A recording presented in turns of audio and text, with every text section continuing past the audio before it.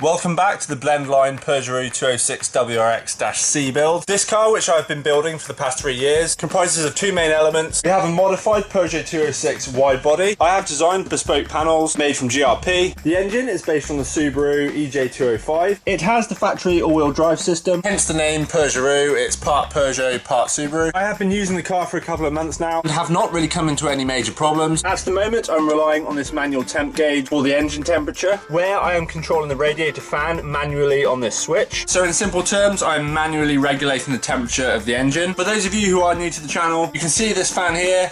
The radiator is in fact in the boot. This is purely down to packaging, so it features more of a rallycross setup with cold air ducts on the rear quarter panels, where the ducts are sealed into an area underneath the radiator on the floor pan, and this fan sucks the air out of the tailgate. To avoid having to switch this fan on manually, I have a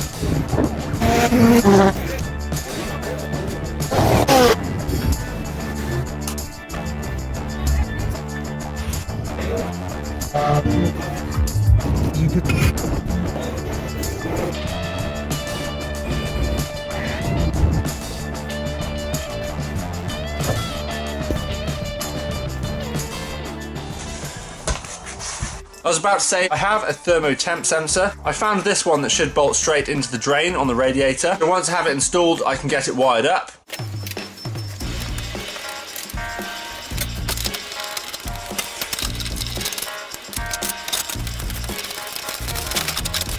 Doing this job will also give me a chance to sort out the ducting for the radiator. You can see the distortion, this polycarbonate, where it's warped from all the heat. You can see how close the fan is. So I'll get that sorted out at the same time.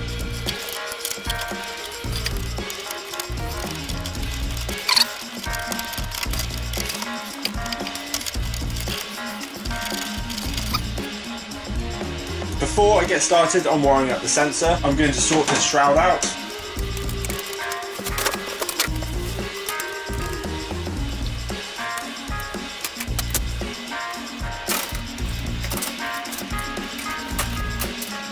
Thankfully, I installed bullet connectors for the wiring for the fan.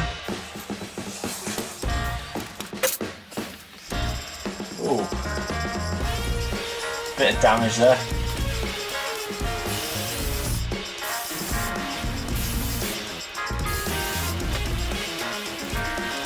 I have now taken the fan off the shroud completely. What I need to do is raise this edge slightly, just to give it a bit more clearance. I'm just going to bond 4mm polycarbonate to the end. That should give the clearance I need for the fan.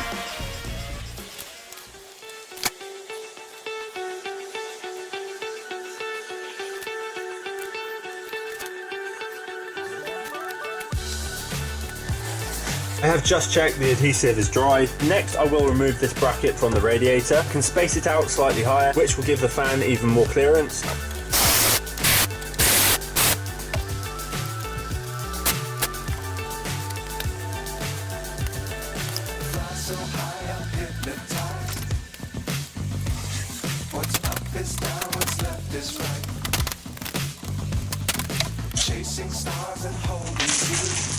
Next, I need to figure out if I have a spare relay for this sensor. I think from memory I do have one. I'm hoping. I can now get the fan installed back onto the car.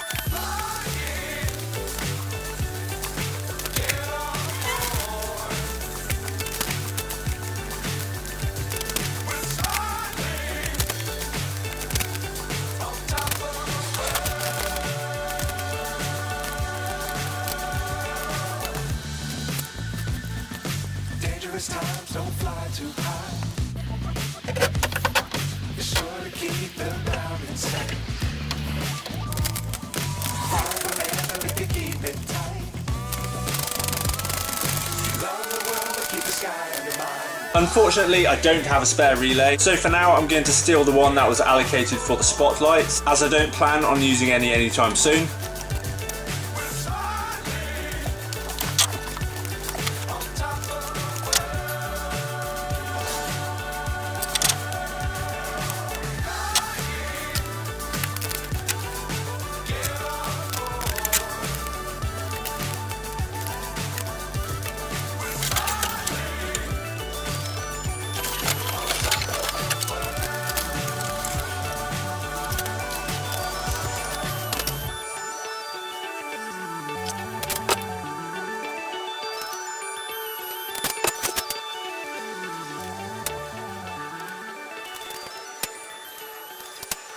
I have left the manual switch for the fan still in operation, so the power from the temp sensor has just been added. The sensor just goes to earth, then back to the relay. As I've nicked the power from the spotlight, I need to make sure the switch is always down so the temp sensor operates. Now it's all connected, I need to test if it works. Before I fully install the wiring, I'm going to make sure it's right. Then I can finish it off and get the ducting back in.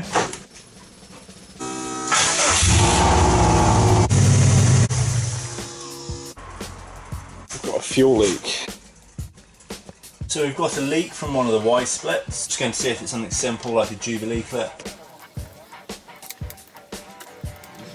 It was fortunate that I had the bonnet open, checking the level of the coolant, as I had drained a bit out of the radiator. Otherwise I may not have checked and I would have found out we had a leak out on the road. Let's try again. Seems okay. The one Jubilee clip was slightly loose, so I think now before I take it out I will check the rest.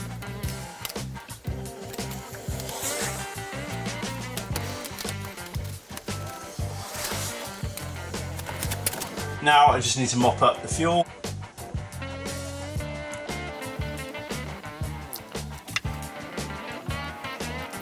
This is the problem with a flat 4. When you have a spillage, there's nowhere for the liquid to go. The liquid doesn't just drain off the sides, it sits on the top.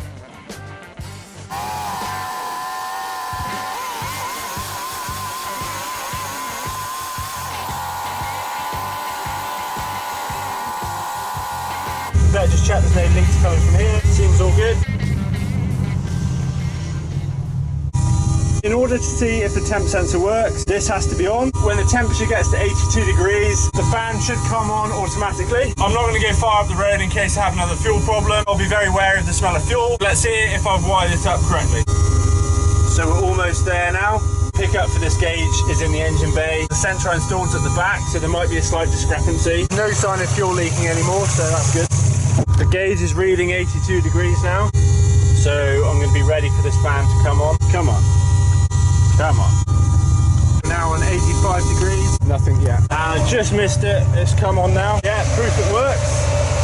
Alright, let's get it back. It's just turned off at 72 approximately, so it's pretty accurate. Let's see how long it takes for it to come back on. I've just got it back inside. When I went for the second test, I noticed the fan wouldn't turn back on. For some reason, it blew the 25 amp fuse that I put in this relay. I've put a 30 amp in. I have stop-started it a few times. It seems fine. I'm not quite sure why that fuse blew. It could have been a dodgy fuse. The only reason I say is the whole blade snapped. So for now, I'm putting this down to the fact it cracked when I installed it. Now I know the setup works. I can tidy up the wiring and get the shroud back in.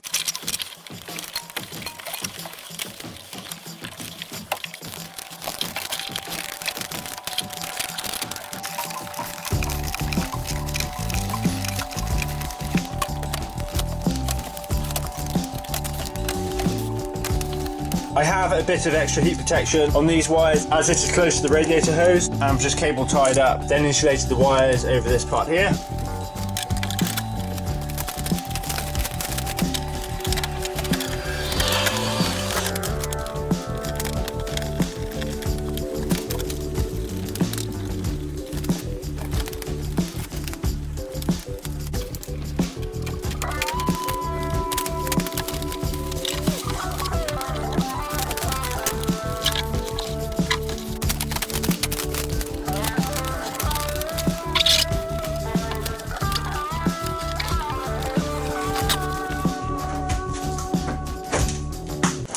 The main reason I installed this temperature sensor is that I can trust the engine will stay cool enough. When I'm either on the road or the track, I can just focus on driving and it's one less thing to worry about. As always, thank you for watching the progress on this build. I have a track day booked in about 3 weeks time, so there's plenty more prep to do. If you enjoyed this episode, give it a thumbs up. Subscribe to the channel if you haven't already, and I'll see you very soon.